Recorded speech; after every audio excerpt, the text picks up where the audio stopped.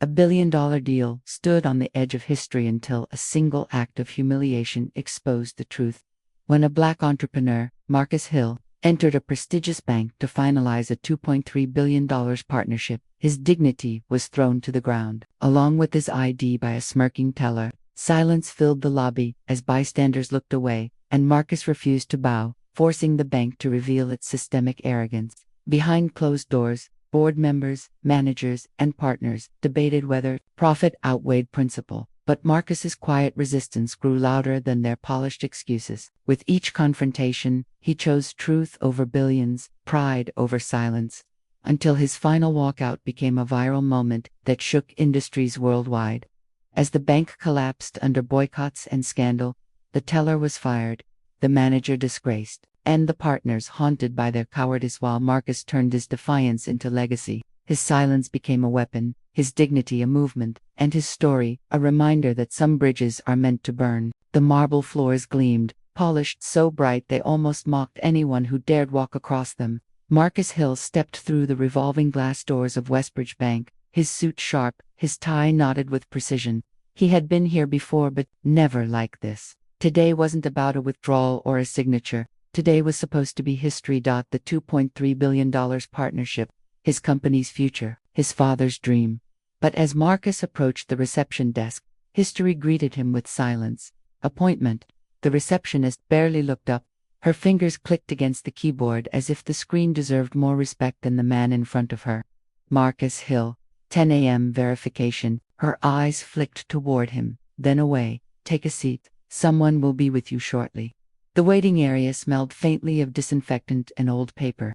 A row of leather chairs faced a wall of muted television screens, looping the banks, commercials, smiling families, golden keys, promises of trust and partnership. Marcus sat, every second stretched. A man across the room skimmed him up and down, then looked away when Marcus caught his gaze. A woman clutched her handbag a little tighter as she walked past. The air wasn't hostile, but it was charged. Finally, after 30 long minutes, a teller emerged. Blonde hair pulled back, lips tight, posture rigid. She called his name without looking at him. Marcus Hill. He stood, adjusting his jacket, his confidence rehearsed but weary. At the counter, she held out her hand. ID. He slid it across the glass. His driver's license, edges worn from years of travel. His name bold, his photograph clear. The teller studied it too long, her brow furrowed as though reading code.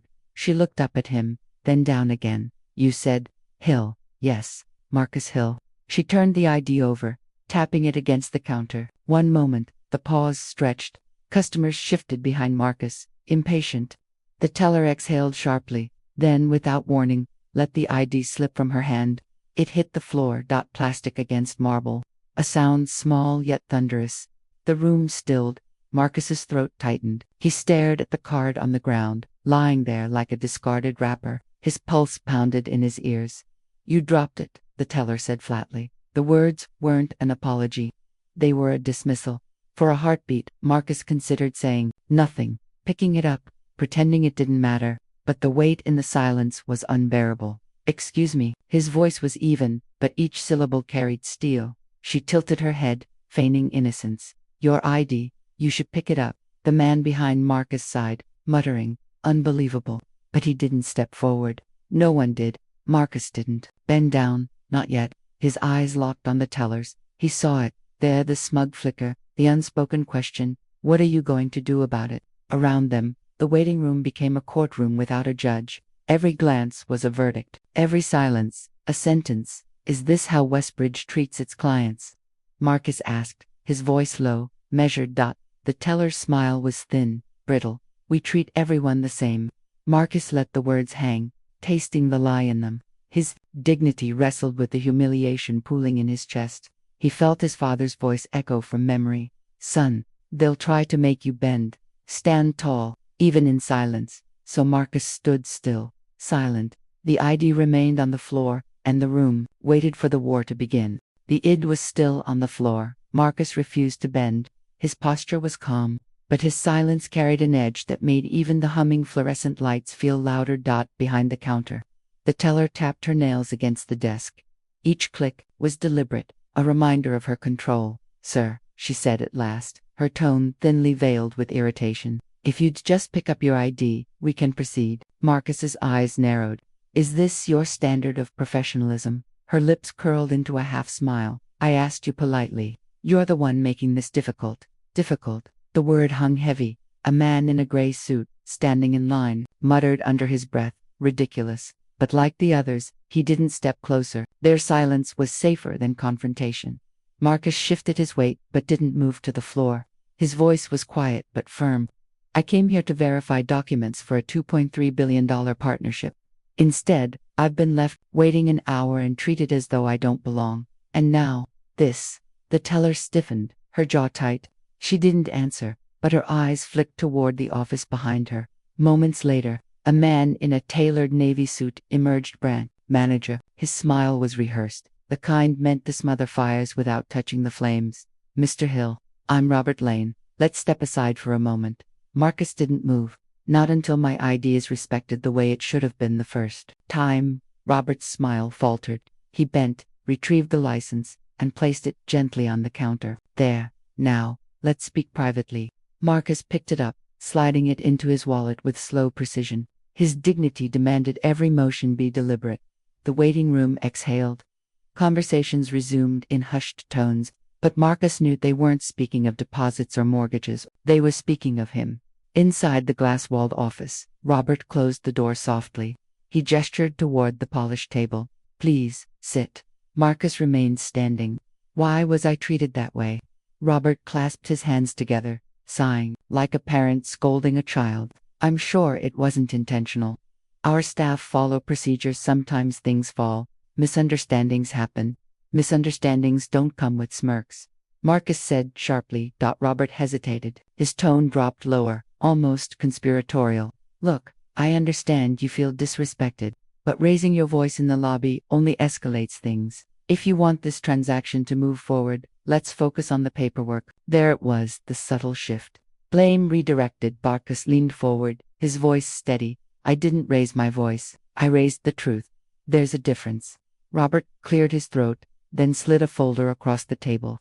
We need additional verification. Standard review for large-scale accounts. Marcus's jaw tightened. I've submitted every document. My attorneys confirmed compliance. What changed? Robert's smile returned, brittle. These things are fluid. Fluid, Marcus repeated, his tone heavy, or selective. For a moment, Robert's eyes faltered. He didn't answer. Back in the lobby, the teller chatted with another employee, her laughter sharp as glass. Marcus could hear faint fragments through the office door.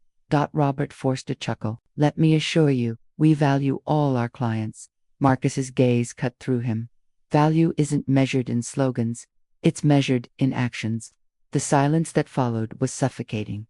Finally, Robert sighed, adjusting his cup. I'll personally handle your case. But you must understand, certain protocols must be followed. Cooperation will make this easier. Marcus straightened, his decision made. Easier for whom? You or me? Robert's smile froze. He had no answer. They stepped back into the lobby together, the chatter quieted, eyes following every move. Marcus turned, his voice carrying not loud, but piercing. If dignity can be dropped on the floor in this building, then no contract here is worth signing. Gasps rippled through the crowd. A few customers exchanged uneasy glances.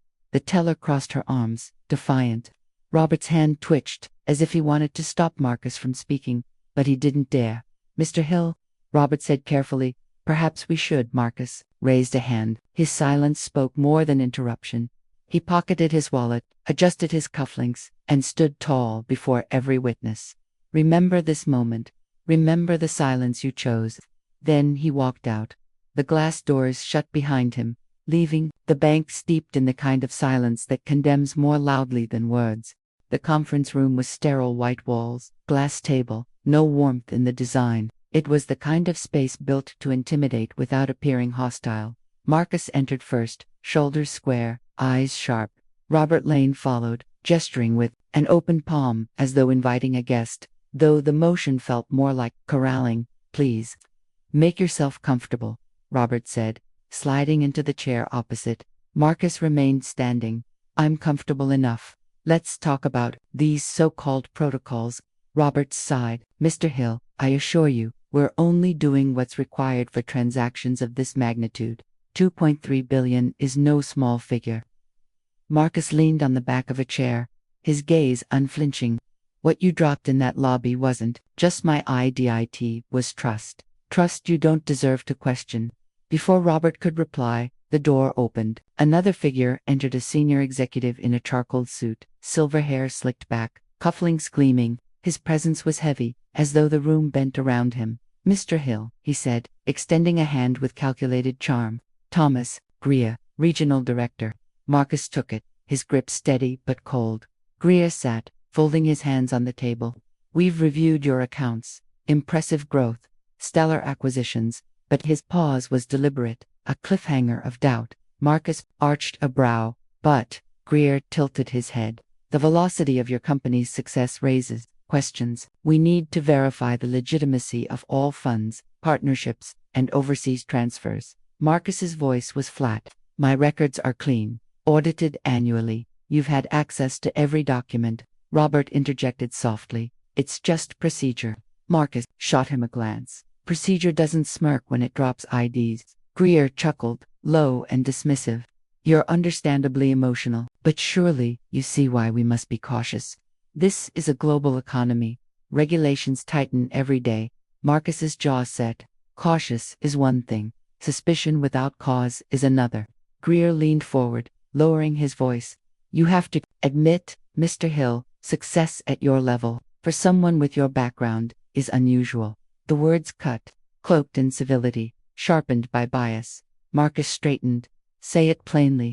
My background, my skin, my name, that's the unusual, isn't it? Robert shifted uncomfortably, eyes darting to the table. Greer's smile didn't falter. You're reading into things. Marcus's tone hardened. No, I'm reading what you wrote between every line. Silence pressed down on the room. Finally, Greer spoke again, voice smooth as oil. If we're to proceed, we'll need extended documentation, personal financial histories, statements from prior partners, proof of origin for all seed capital. Marcus's laugh was short, bitter. You want me to relive every step, every cent, as if I stole it.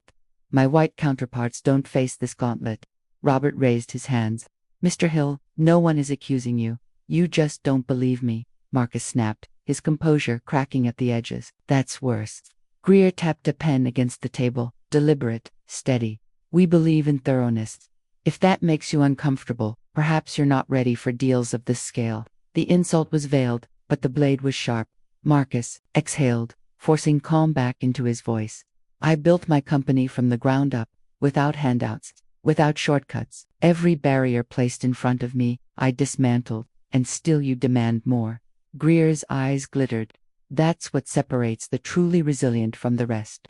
Marcus stared at him, the weight of decades of systemic injustice pressing through that smile. Minutes ticked by as documents were rehashed, irrelevant questions asked. Every answer Marcus gave was met with another demand, another layer of suspicion. Your overseas partnership in Lagos, Greer pressed. We'll need interviews with your contacts there, already vetted by international regulators, Marcus replied. And the venture capital from 2 years ago. Any familial ties? No. Every dollar documented. Still, transparency benefits everyone.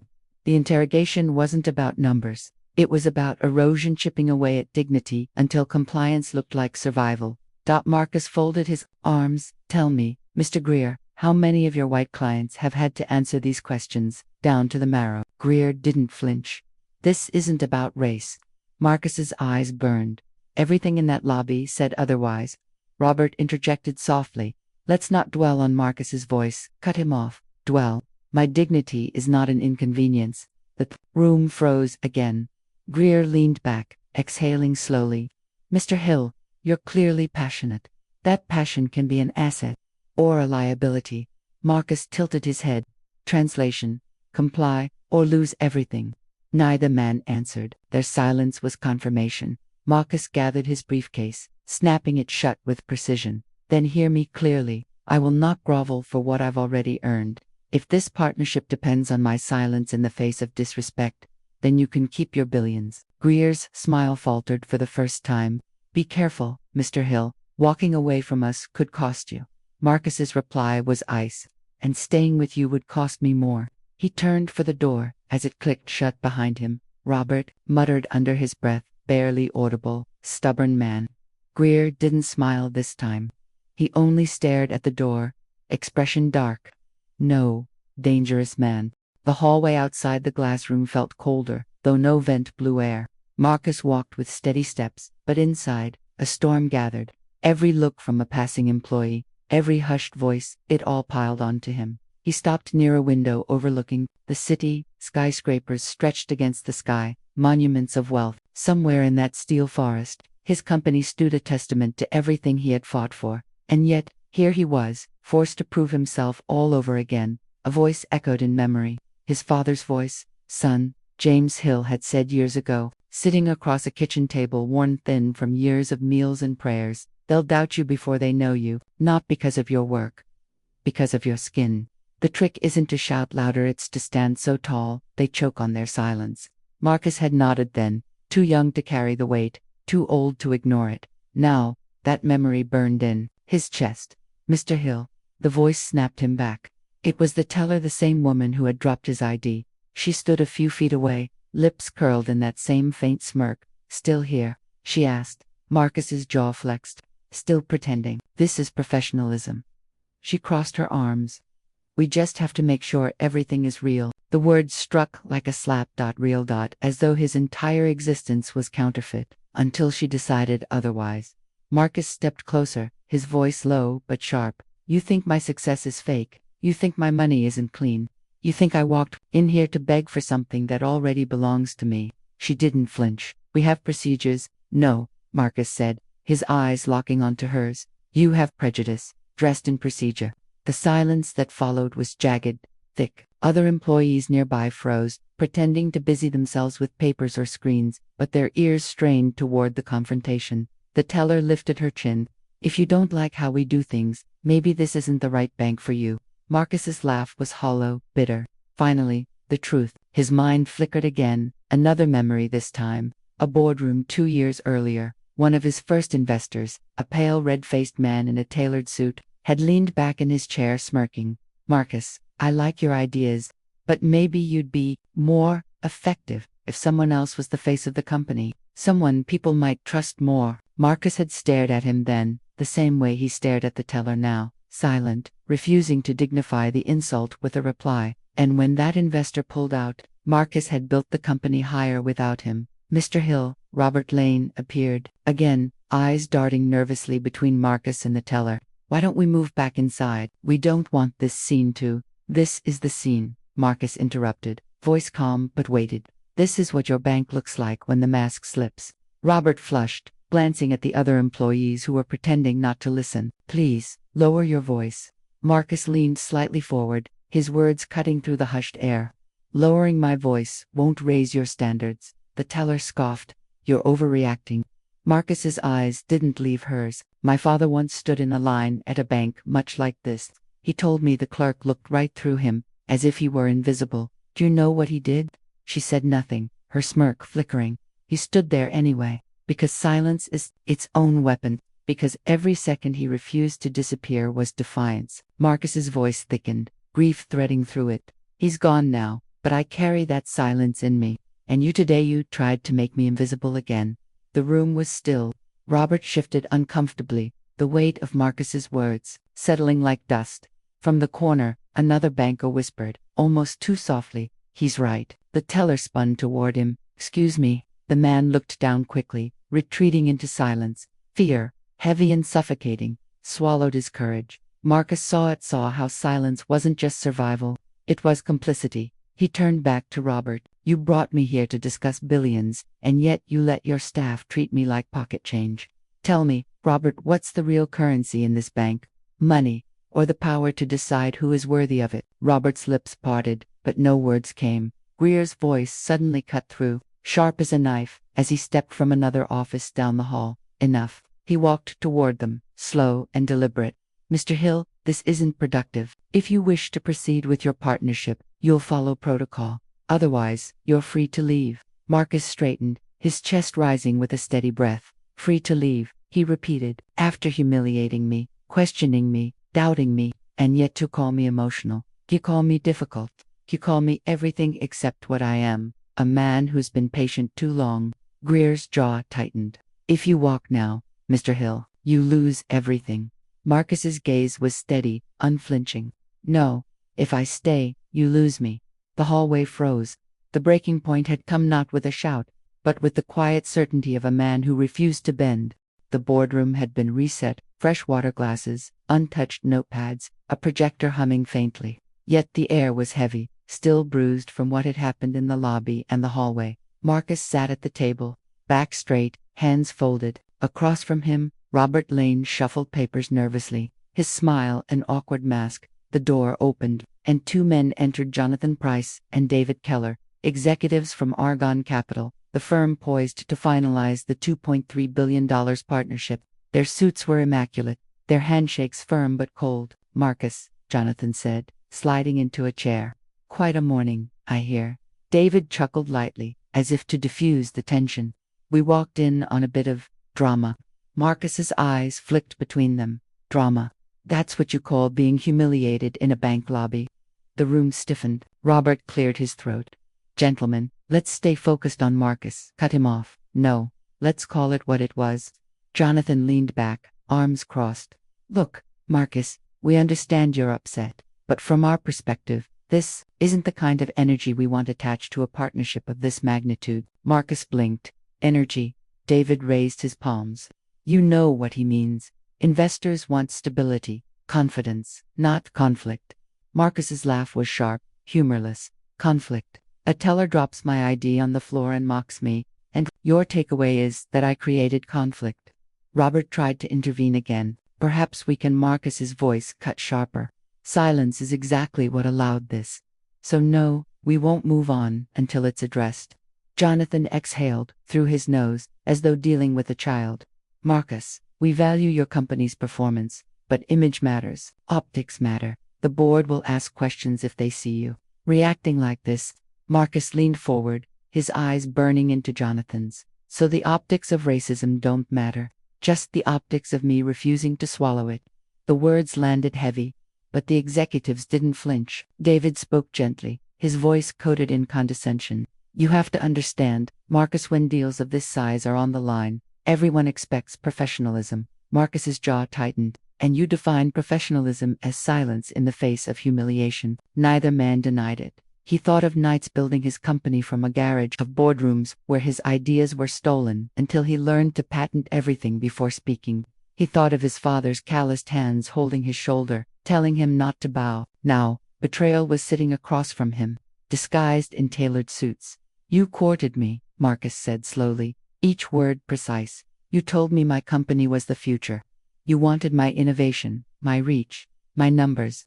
But the second my dignity is tested, you treat me as expendable." Jonathan's smile was thin. "It's not personal, it's business." Marcus shook his head. "That's the oldest lie in the book." Silence stretched. The projector hummed. Robert shifted uncomfortably in his seat, flipping through papers no one cared about. Finally, David spoke, his tone colder now. "If you can't maintain composure in public, Marcus, how will you handle the scrutiny of international investors? Think about it." Marcus leaned back, letting their words hang in the air. "Think about this. You're willing to risk $2.3 billion because I wouldn't let a racist insult slide." Jonathan spread his hands. "We're not risking it. You are." That sentence, smug, final, was the blade of betrayal. Marcus's silence filled the room, heavier than argument. He let them sit with it, let the discomfort grow until even Robert's fake smile dissolved. At last, Marcus stood.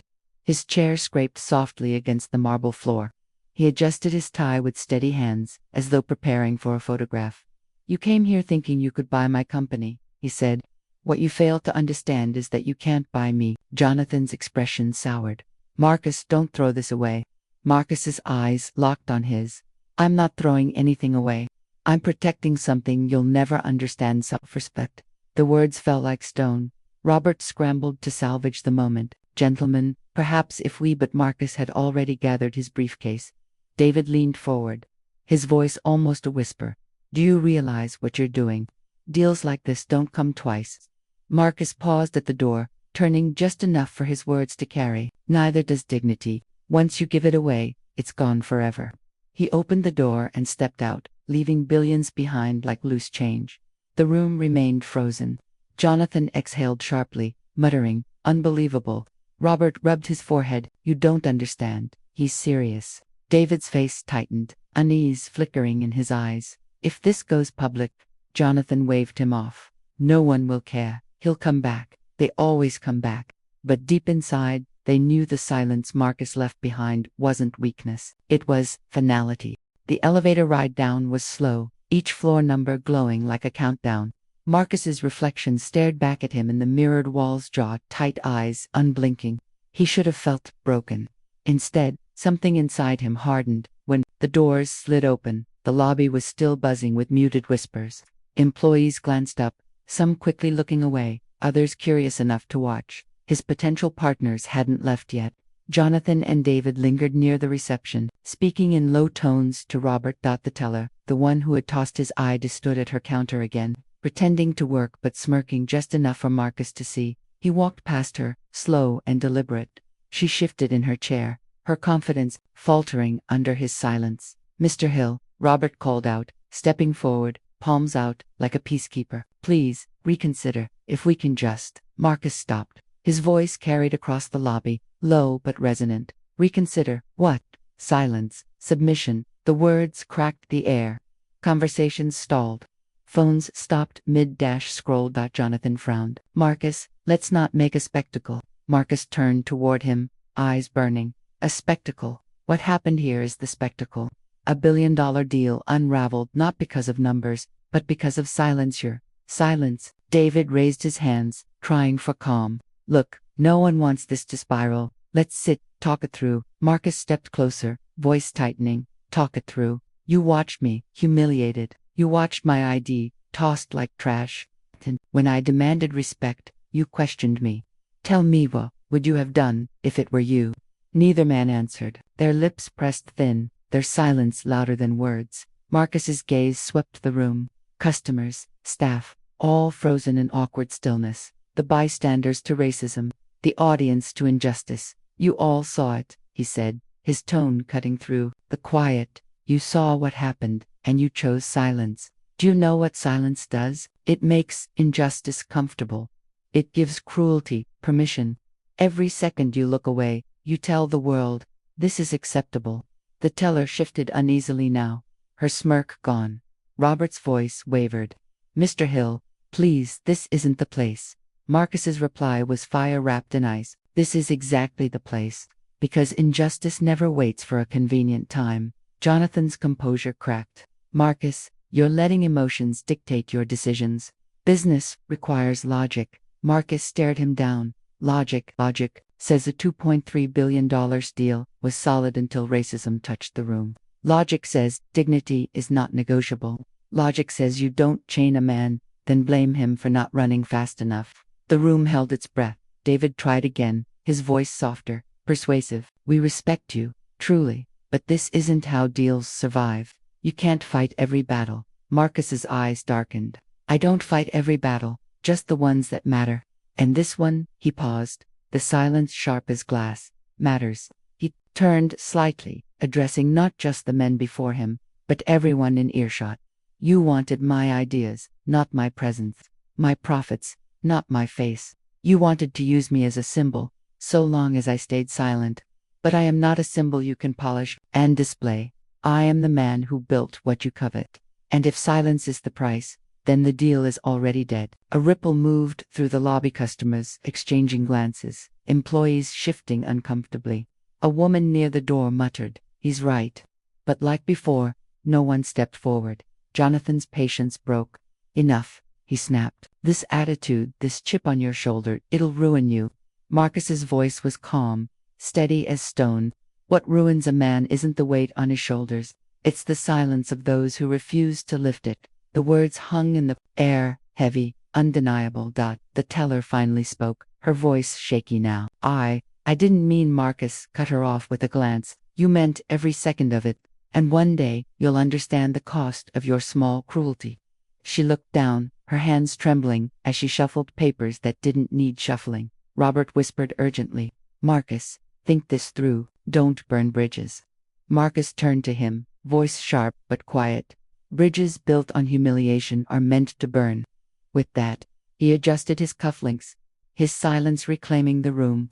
He walked toward the exit, each step deliberate, each movement a declaration. At the door, he stopped one last time. "Remember this," he said without turning. "I didn't walk away from billions, I walked away from chains." The glass doors opened. The city swallowed him whole. And inside, the bank, the silence he left behind was no longer complicit. It was condemning. The afternoon sun poured through the glass doors as Marcus stood framed in the threshold. He didn't move at first. His stillness was deliberate, a final statement carved into the room's memory. Behind him, the bank was frozen in an uneasy tableau. Customers pretending to scroll their phones, employees shuffling papers, Robert hovering like a man watching an empire slip. Jonathan's voice broke the tension. "Marcus, wait." Marcus did not turn. Jonathan stepped forward, his shoes clicking sharply against the polished floor. "This isn't final. Don't walk out like this. Think of what's at stake." Slowly, Marcus glanced over his shoulder. His voice was low, but every syllable was crisp. "What's at stake is my dignity, and you already put it on the floor." The words landed like a hammer. David tried next, his tone softer, pleading, "We can fix this. The teller was wrong. She doesn't represent us." Marcus's eyes narrowed. "And yet you said nothing when it happened. You watched, you weighed profit against principle, and silence was cheaper." David flinched, his lips parting but no words coming out. Robert stepped closer, desperation seeping into his polished exterior. "Mr. Hill, we can resolve this. Please don't let emotions dismantle something this monumental." Marcus faced him fully now, the entire lobby watching. "You speak of dismantling as if I'm the one tearing it apart, but it was never me. It was the smirk when my ID hit the ground.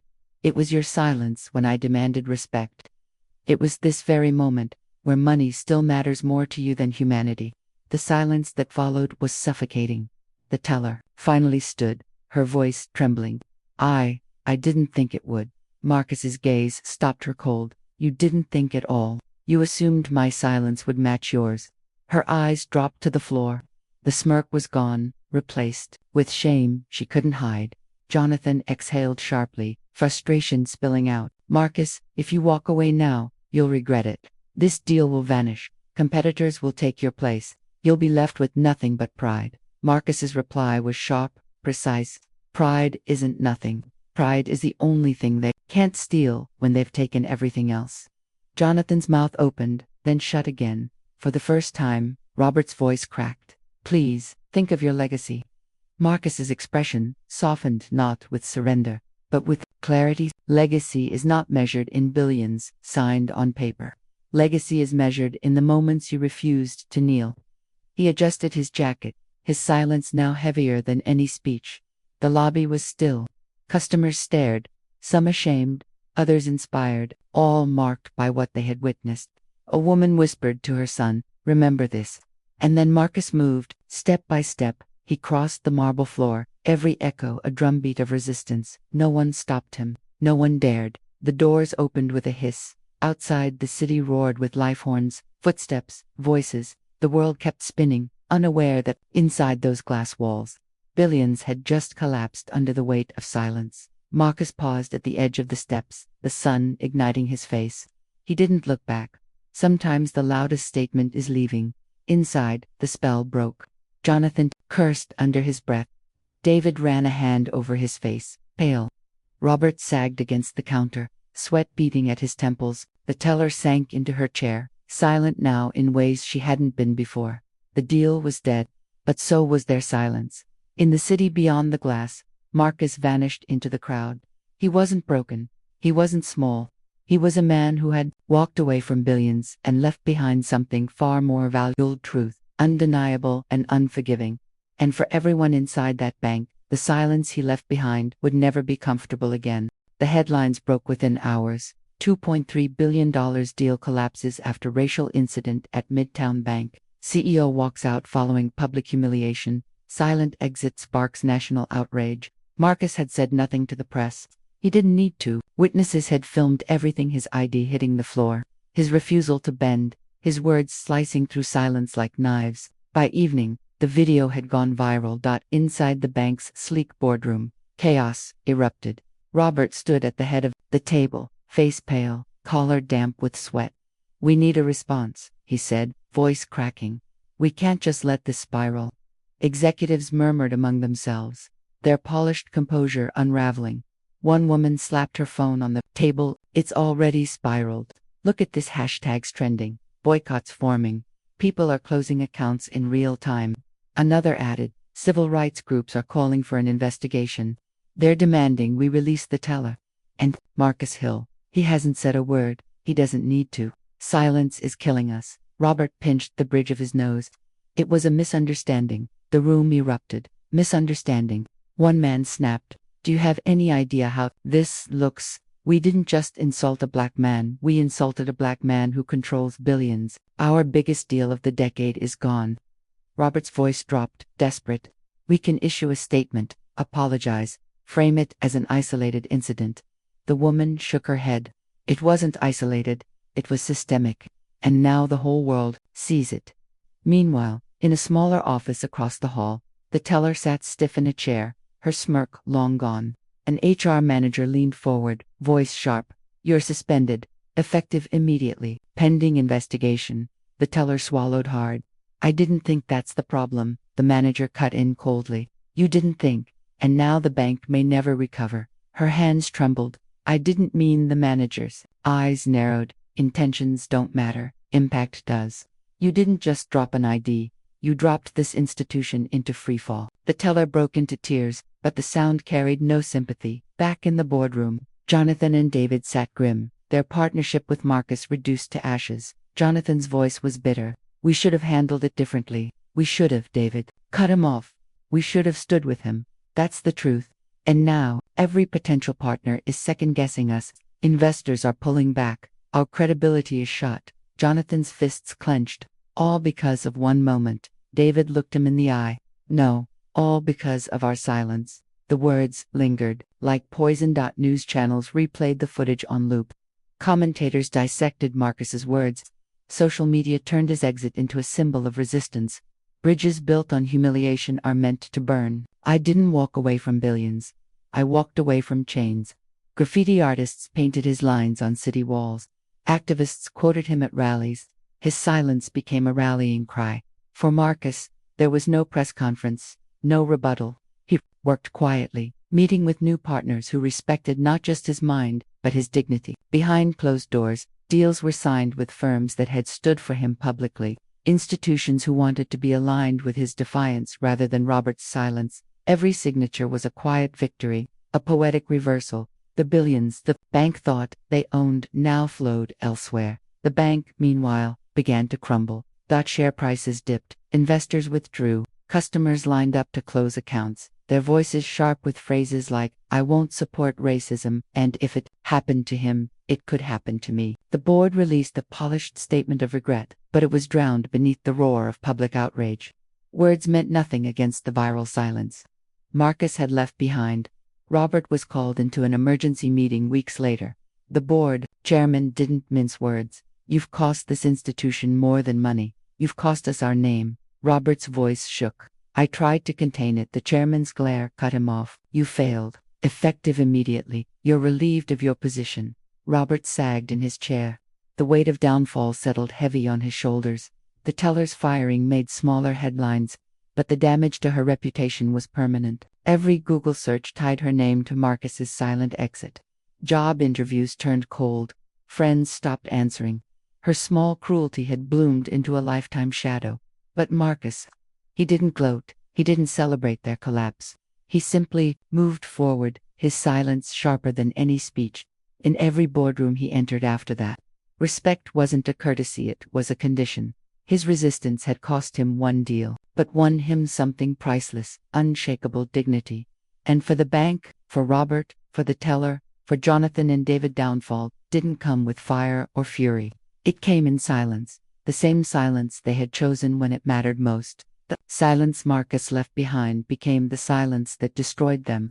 Months passed, the headlines faded, the outrage cycled into other scandals. But Marcus's moment, his silent exit, remained. It had carved itself into memory, replayed in classrooms, boardrooms, and quiet living rooms where parents explained to children what dignity costs and why it must never be sold. At a university lecture hall, a professor projected the viral video on the screen. Students leaned forward, watching the scene unfold. The ID tossed, the refusal to bend, the words that cut like blades.